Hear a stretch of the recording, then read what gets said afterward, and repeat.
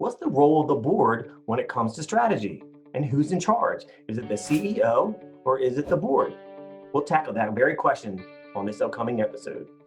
Hi, this is Michael Bauer, founder of Board Director, the board portal for high performing boards.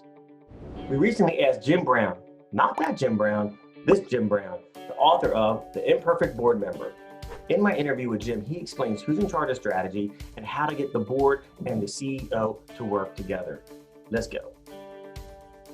So Jim, who's in charge of strategy? The CEO or the board?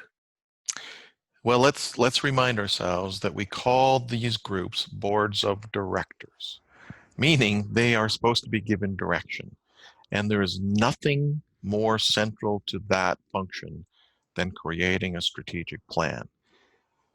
Sadly, I would say that lots of organizations don't have their board do very much in this regard.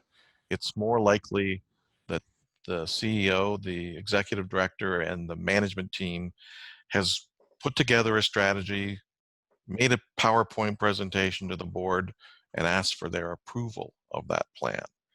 And I argue that this is missing the real value that a board can offer. Don't get me wrong, I believe that the senior management team must be fully engaged and fully owning the outcome of a strategic planning conversation.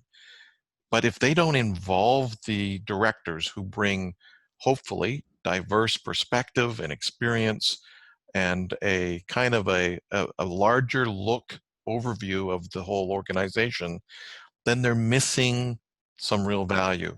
So, goodness, taking time to think ahead, look at what's most important, figure out why this organization is even existing, what's most, what must it do? These are all crucial questions for board and senior management to answer together. Okay, how do we leverage that diverse perspective and experience from that 10,000-foot vantage point?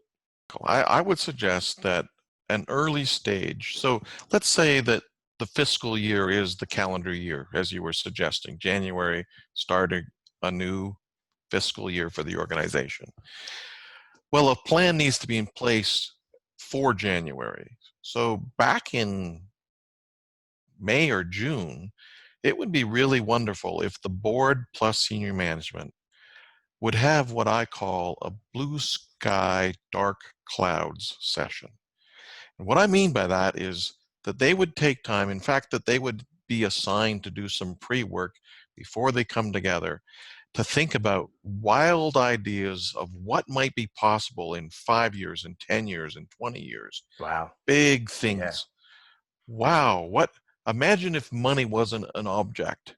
Imagine if we could hire the best people and they would be happy to work with us. What might we do in the world? What difference? That's the blue sky part.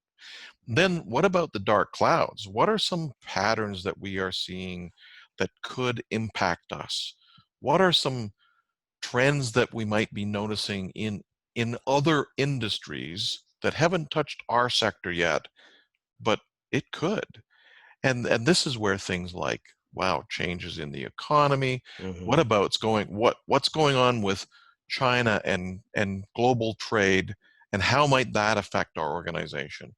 What's going on with the Me Too movement and the whole gender conflict that's happening? Is that an opportunity for us? Is that something that we need to be more careful to manage?